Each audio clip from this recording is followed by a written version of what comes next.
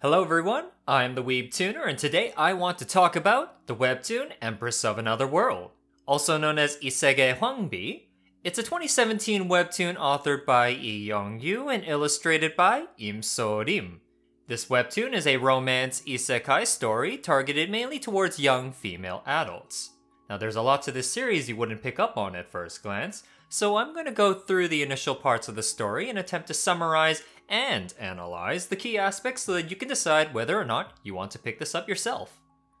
To that end, I'll try not to spoil too much, and I implore that the comments section also keeps things spoiler-free, particularly for the late events. Okay, let's go! So where to begin? Since this is an isekai story, we start off with Sabina, our protagonist, being transported from modern-day Korea to a fantasy-like world. There isn't too much world building at first, but based on the illustrations, I'd say that the creator was going for a post-Renaissance European aesthetic. You know, a staple of this sort of genre. We immediately fast forward 1 year in this new world and learn that Sabina has been captured. Turns out, she's been trying, and failing, to escape from a duke and his family to avoid being used as a political pawn. The duke's plan is to offer Sabina, in place of his daughter, to become the sleazy emperor's 15th concubine. Sabina gets shuffled along to the imperial court, and we're introduced to our sleazy emperor, the pregnant empress consort Cathleonera, and the crown prince Lucretius. We cut to nightfall in the emperor's bedchamber, and before things take a turn to an A for adult rating, an assassination occurs and our sleazebag emperor has been unceremoniously removed from the story. Strangely enough, the assassin looks suspiciously like the crown prince, and surprise surprise, it is. Sabina seems to instantly realize who it is and decides to speak up and offer to aid our prince-assassin. Now obviously being witness to regicide isn't exactly a compelling argument for allowing an assassin to let you live, but Sabina has the strongest armor in this universe. Plot armor. The readers demand romance, so our prince-assassin stays his hand and decides to use Sabina as a scapegoat instead. I guess someone's being a bad boy, huh? So we move on to the next day, and the power vacuum resulting from the death of our favorite sleazebag has now become an issue of succession for the throne. Lucretius steps up to try to claim the throne, but is met with opposition from the now Empress Dowager, Cathleonera. Sabina is then put on the spot and has the option of supporting the Empress Dowager or the Crown Prince. And let's be real here, people, both options are terrible. I mean, the one she doesn't side with becomes an enemy, and the one she does side with probably wouldn't be the most reliable ally. But remember folks, this is a romance, so I'm sure it comes to no one's surprise when Sabina decides to side with the Crown Prince. Our charming prince then proposes to our heroine, for reasons, and the stage is now set for a story filled with political intrigue, melodrama, and a whole truckload of sparkly romance. I've touched up on them earlier, but there are 3 characters you want to pay attention to. The feisty dress-up doll protagonist Sabina, the cardboard cutout handsome blonde prince Lucretius Lucrenzia, and the Empress Dowager and big bad Cathleonera Lucrenzia. So starting off with our protagonist, Sabina is a typical Korean girl who looks like she's in her senior year preparing for her college examinations. Considering how Korean high school works, I'd say she's around 18 to 19 years old when she's magically whisked off to another world. So why does her age matter? Because there are some elements and dark themes in this story that become marginally more palatable knowing that our characters are somewhat more on the mature side. Thankfully, Sabina is not a stupid protagonist, and most of her thoughts and actions come across as fairly reasonable. I kept thinking about it, and I really couldn't find too many faults inherent with their character. I mean, apart from going fuzzy in the head anytime her handsome prince is around and general mistakes that anyone can make, Sabina is generally quite rational. I'm not sure if it's a K-drama thing, but she tends to be really feisty despite having no noteworthy character designs. And speaking of character designs, Sabina's design is relatively plain and simple compared to other major and minor characters. Just by looking at her out of context, you'd be hard-pressed to guess some of her core characteristics. Now, I'm not well versed in the intricacies of character design, so perhaps I might have missed some of the minute details. Plain character design is a very odd character feature to point out. True, but it is very important when I later discuss how it's actually Sabina's wardrobe that really stands out. Another thing I noticed as the story progressed was that she gets more vengeful and ruthless, which is something I should elaborate more on when I talk about it in my personal thoughts. All things considered though, I'd say Sabina is a great protagonist with a lot of great moments, but she's also held back at times by her insane love interest. And speaking of love interest, Lucretius Lucrenzia is the crown prince of the Otherworld's empire and the main love interest of the series. He's a devious piece of work up until the point where the universe suddenly remembers that the viewers are here for a love story. As soon as we all remember what we're really reading this webtoon for, he turns on his simp switch and changes into a completely different character. He's blonde, handsome, princely, and has the unassuming ability to make flowers appear out of nowhere. You know what I'm talking about.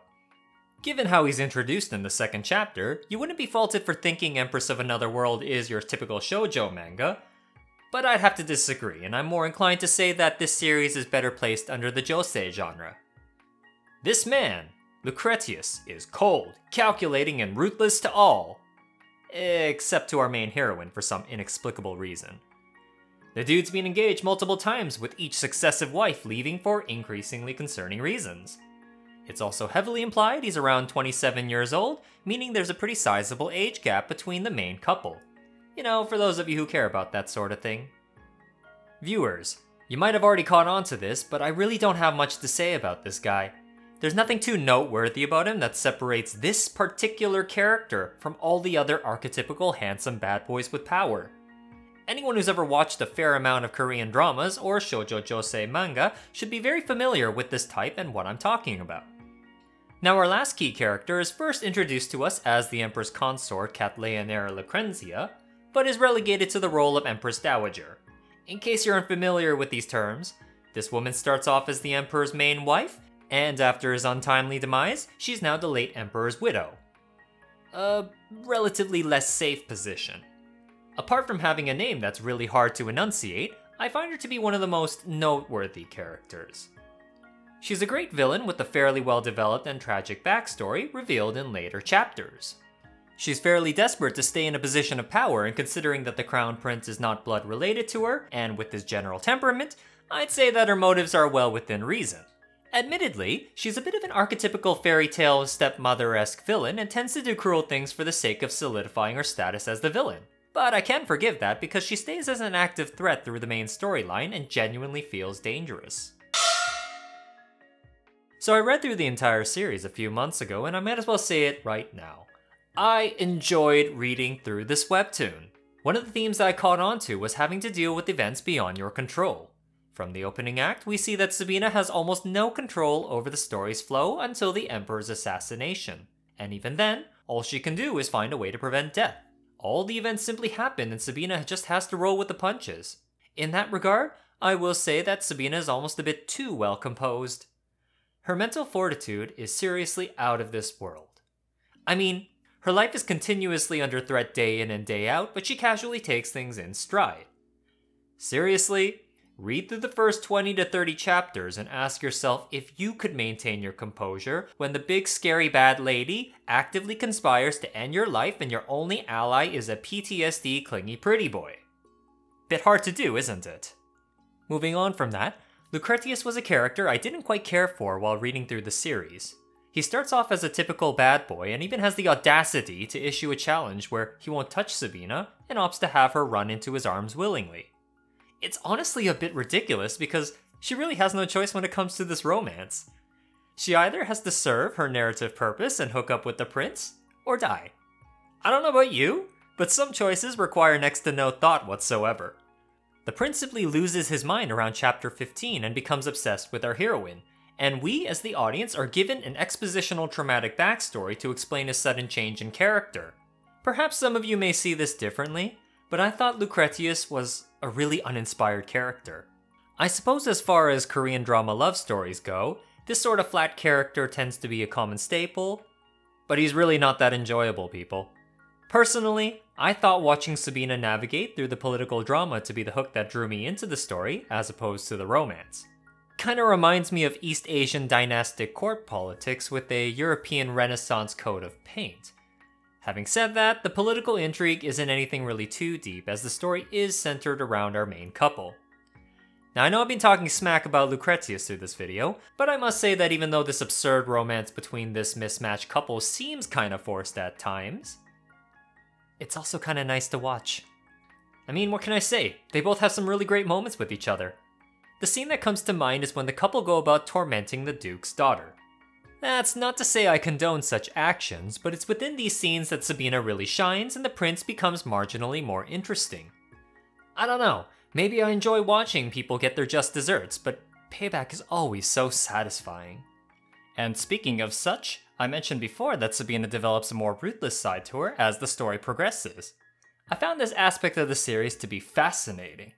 I'm more used to protagonists sort of just living in a new world, but never really adopting its culture or ways. A lot of isekai protagonists have a tendency to maintain their modern era beliefs, even though a harsh new world really shouldn't let that happen.